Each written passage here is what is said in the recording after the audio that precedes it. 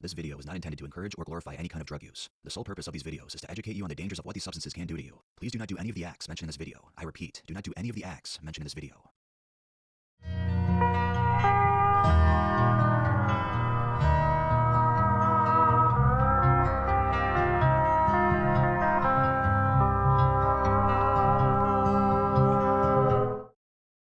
Welcome to the world of Tales from the Trip.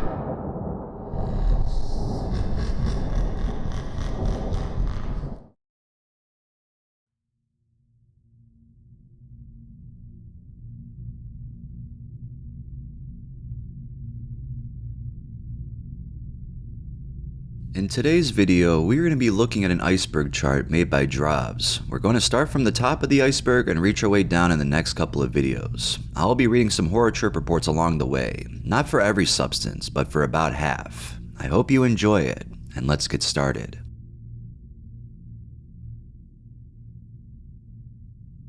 Nicotine is a stimulant drug that speeds up the messages traveling between the brain and body. It is the main psychoactive ingredient in tobacco and vape products. Nicotine seems to have a hold on young teens as it's easily accessible and everyone does it, which is completely dangerous. When I was 18 and still a ciggy smoker, I greened out hard and was sick all over myself and thought the clever idea would be to shower with my clothes on to get the worst of it off.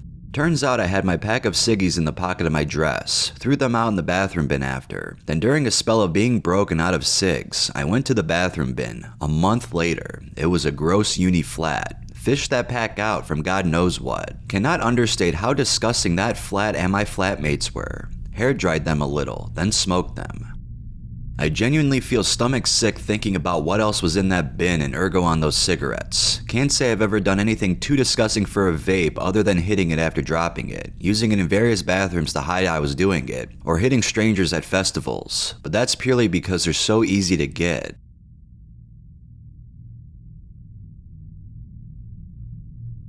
I'm not even gonna bother with the sugar. I mean, come on. I don't even know why that's on there.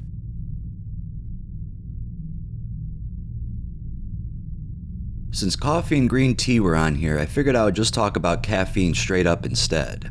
Caffeine is naturally found in the leaves and fruits of some plants. It is in coffee, black and green tea, cocoa, cola soft drinks, and energy drinks. It may also be in chocolate bars, energy bars, and some non-prescription medications, such as cough syrup and slimming tablets. Caffeine is a stimulant, which means it increases activity in your brain and nervous system. It also increases the circulation of chemicals such as cortisol and adrenaline in the body. In small doses, caffeine can make you feel refreshed and focused. In large doses, caffeine can make you feel anxious and have difficulty sleeping. Like many other drugs, it's possible to develop a tolerance to caffeine, which means you need bigger and bigger doses to achieve the same effect. Having recently become broke and totally out of weed, I gathered all my money, $4.75, and went to a mint in a desperate bid to get a buzz.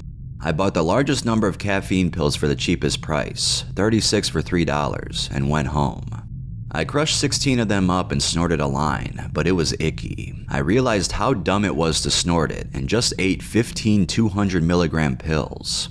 This was the biggest fucking mistake of my life.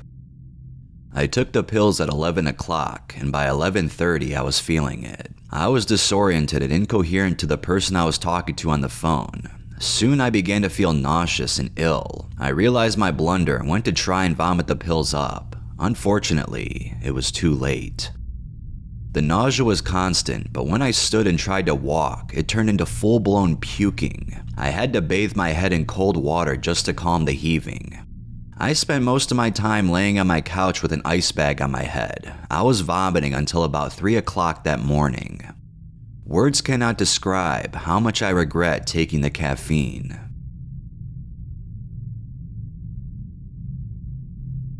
CBD is a chemical in the cannabis sativa plant, also known as cannabis or hemp. One specific form of CBD is approved as a drug in the US for seizures. A prescription form of CBD is used for seizure disorder, epilepsy. CBD is also used for anxiety, pain, a muscle disorder called dystonia, Parkinson's disease, Crohn's disease, and many other conditions. But there is no good scientific evidence to support these uses. Pretty fucking sweet chemical if you ask me.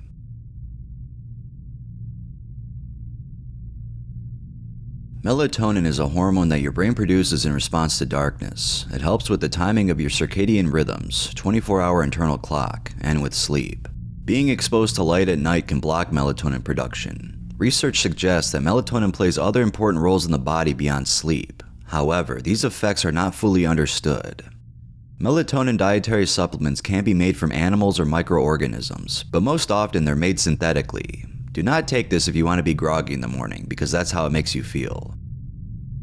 Last night I took 5 milligrams of melatonin for the specific purpose of receiving intense and incredibly bizarre dreams.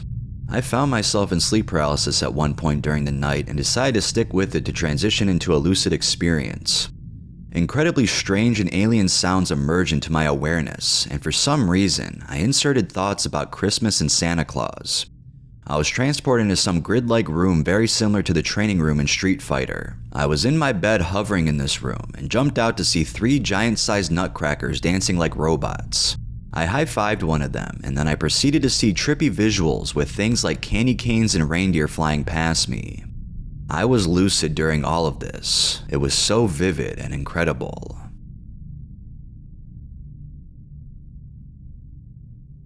Paracetamol is a medicine used to treat mild to moderate pain. Paracetamol can also be used to treat fever, high temperature. It's dangerous to take more than the recommended dose of paracetamol, though. Paracetamol overdose can damage your liver and cause death. This is what's in Tylenol. Now for the good stuff.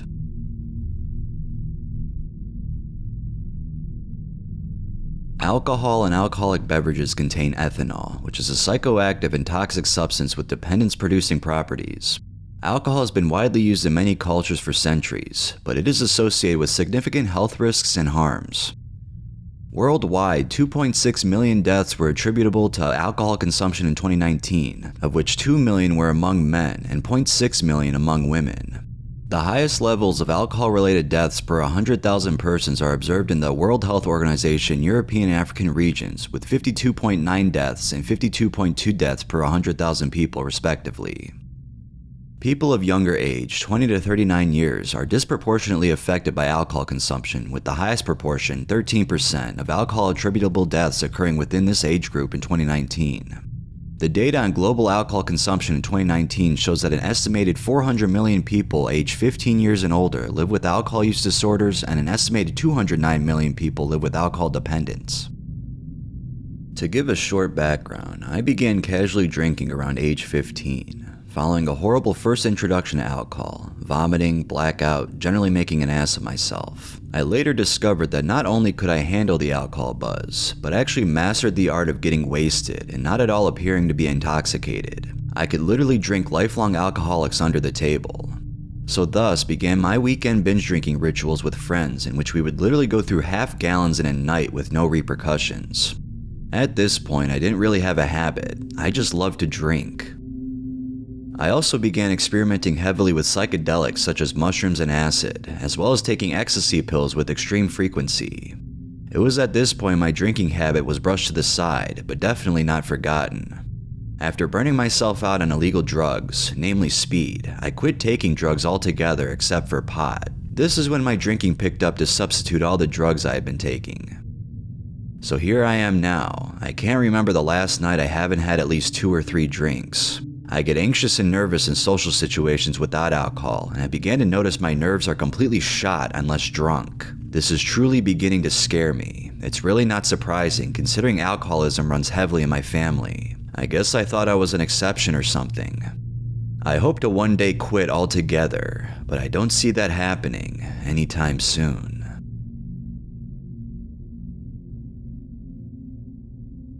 THC is a medicinal compound utilized to manage and treat chemotherapy-induced nausea and vomiting and stimulate appetite. Naturally occurring THC is the principal psychoactive compound and one of the 113 cannabinoids identified within the class of cannabinoid medications. Weed.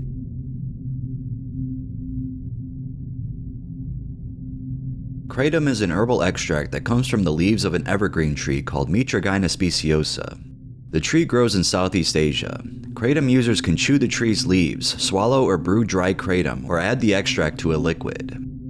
People who use Kratom report that at low doses, Kratom acts as an upper, called a stimulant. That means it makes them more alert and gives them more energy. At higher doses, people who use it report that it reduces pain and makes them feel calm and less anxious, also called a sedative.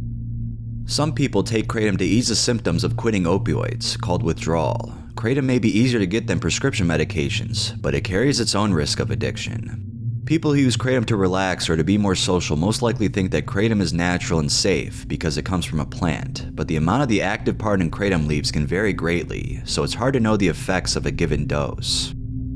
I just uploaded a video where I talked about my withdrawal from Kratom and the hell that ensued, so go check that out if you're interested.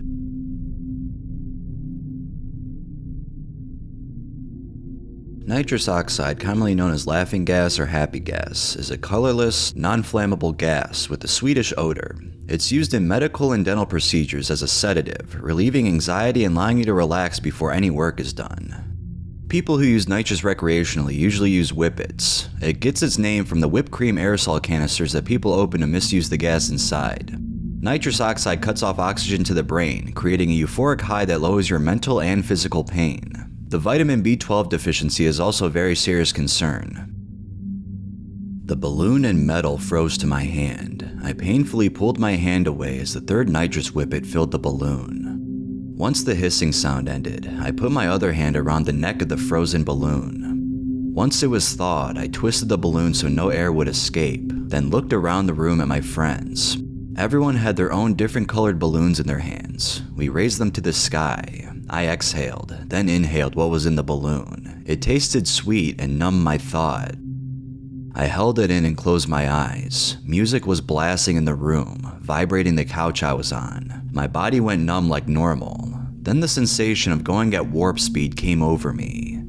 I saw lights flying past me. The next thing I remember is a voice coming from another dimension. "What's wrong? Use your words." I felt myself hyperventilating. My mind raced, trying to find when this started. I felt the most intense fear of my life. I couldn't feel my body. One of my friends got on top of me, hugging me, trying to calm me down. I clung to him for dear life, incapable of controlling myself. Shaking and crying, I sat there, slowly gaining myself back. I didn't know emotions that strong were even possible.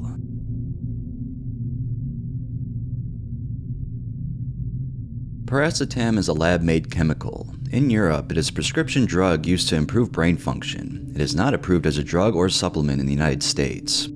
Piracetam is a chemical related to gamma-aminobutyric acid, GABA. It is thought to help cells in the brain and blood vessels to function better. During aging and in some kinds of diseases, the membrane that surrounds cells starts to get stiff. Piracetam is thought to help maintain the membrane. People use Piracetam for breath-holding attacks, epilepsy, dizziness, dyslexia, surgery to improve blood flow to the heart, and a movement disorder often caused by antipsychotic drugs. It is also used for Alzheimer's disease, autism, dementia, depression, memory, schizophrenia, sickle cell disease, and many other conditions, but there is no good scientific evidence to support these uses.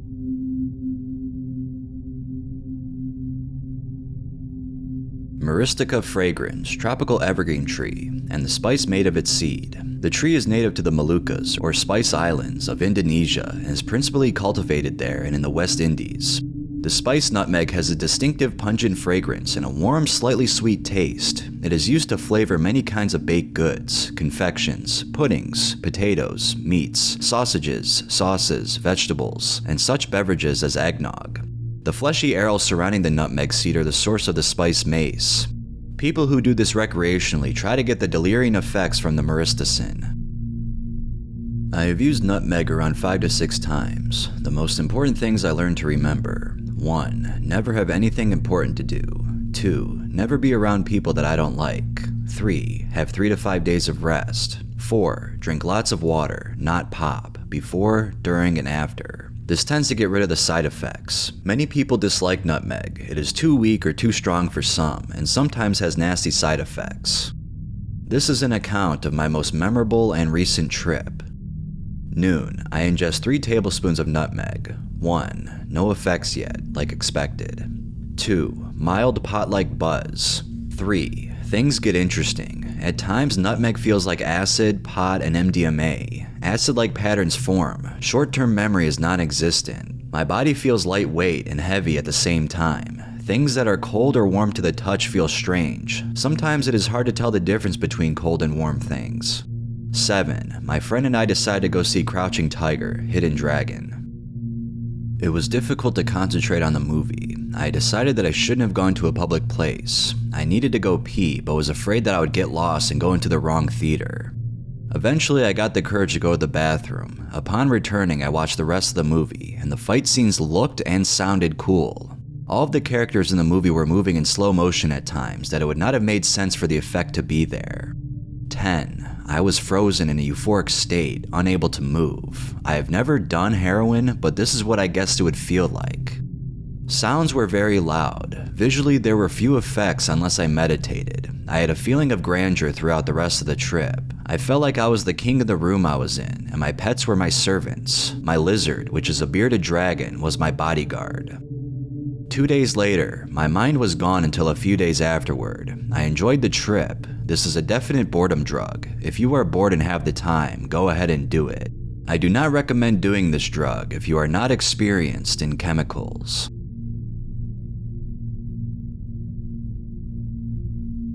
Smelling salts, also known as ammonia inhalants, spirit of hartshorn, or sal volatile, are chemical compounds used as stimulants to restore consciousness after fainting. The usual active compound is ammonia carbonate, a colorless to white crystalline solid.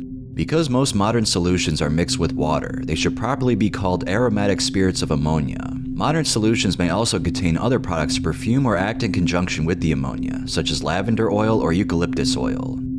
Historically, smelling salts have been used on people feeling faint or who have fainted. They are usually administered by others, but may be self-administered.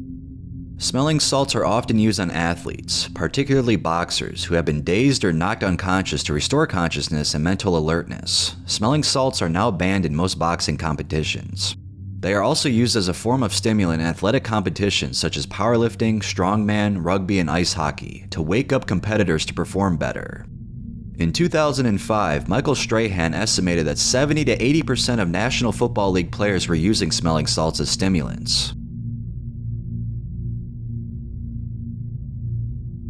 Selective serotonin reuptake inhibitors are a widely used type of antidepressant. They're mainly prescribed to treat depression, particularly persistent or severe cases, and are often used in combination with the talking therapies such as cognitive behavioral therapy, or CBT. SSRIs are usually the first choice medicine for depression because they generally have fewer side effects than most other types of antidepressant. As well as depression, SSRIs can be used to treat a number of other mental health conditions, including generalized anxiety disorder, obsessive-compulsive disorder, panic disorder, severe phobias such as agoraphobia and social phobia, bulimia, and post-traumatic stress disorder. Prozac, Lexapro, Zoloft, and Paxil are SSRIs to name a few.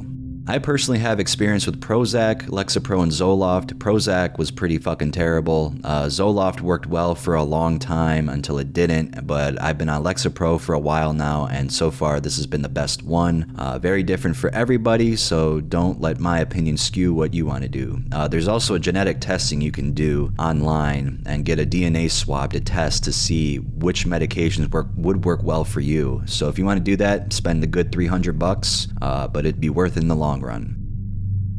My parents got divorced when I was about 13. My mom wanted it, my dad and I didn't. Naturally, it shook me up a bit, and things definitely didn't help with puberty coming on and all. So whenever I was with my mom, I was short-tempered and irritable. I wasn't really sad, just angry, I guess. Well, my mom insisted I see a therapist, and after a couple of sessions, I was prescribed Prozac. It seemed to help. I didn't notice an increase in happiness, but I was less irritable. After a couple years, I basically quit almost cold turkey, and soon after noticed that my libido was sort of out of whack. I still thoroughly enjoy the company of women, but I can't get it up too easy, and now I find myself confused about my sexuality, and might even say that because of it, I'm more depressed than when I started. Anyways, I did some research, and apparently Prozac tends to have that effect. In conclusion, Prozac gave me moderate ED, and it sucks. 0 out of 10, would not recommend. Take a different antidepressant. Blue lotus flower is a psychoactive plant, also known as blue Egyptian lotus, blue water lily, and sacred blue lily. It's been used in traditional medicine for thousands of years as a natural aphrodisiac, sleep aid, and anxiety reliever. However, due to its psychoactive properties, many people wonder if it's legal and safe to use. Some people believe blue lotus flowers have health benefits, including reducing anxiety and improving sleep, but it has psychoactive properties, and research on its safety and efficacy is needed. My boyfriend and I ordered some blue lotus flower, specifically for making tea, and he decided to load some up in the pipe and smoke it in our small room. As a consequence, I inhaled all of his secondhand smoke, which usually has no effect on me with cigarettes and weed. About 5 minutes later, I felt like I was passing out, but at the same time, my anxiety levels were rising as if I had eaten too many weed edibles. For the next 4 hours, I experienced one of the worst drug-induced panics of my life. Breathing was extremely difficult, my entire body was vibrating really hard, and everything around me felt foreign and disgusting. I could barely move and tried taking CBD, valerian, to make myself feel better, to no avail. I suffered through this experience of not being able to breathe and feeling like everything was closing in on me for about 4 hours, until I thought to take magnesium, which helped my breathing and made me pass out intermittently. I would not recommend this to anyone who has anxiety, and like I said, this was all from secondhand smoke in a small room.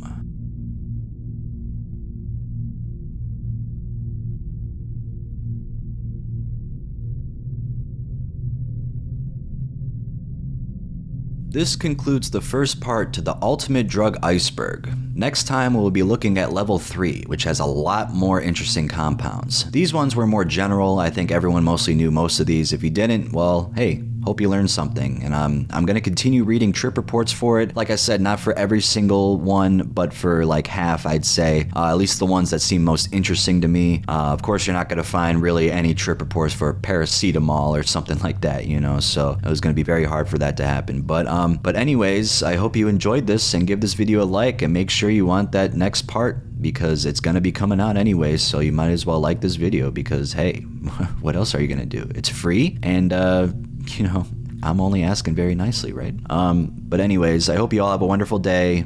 Stay safe out there, stay trippy, and don't lose touch with yourself.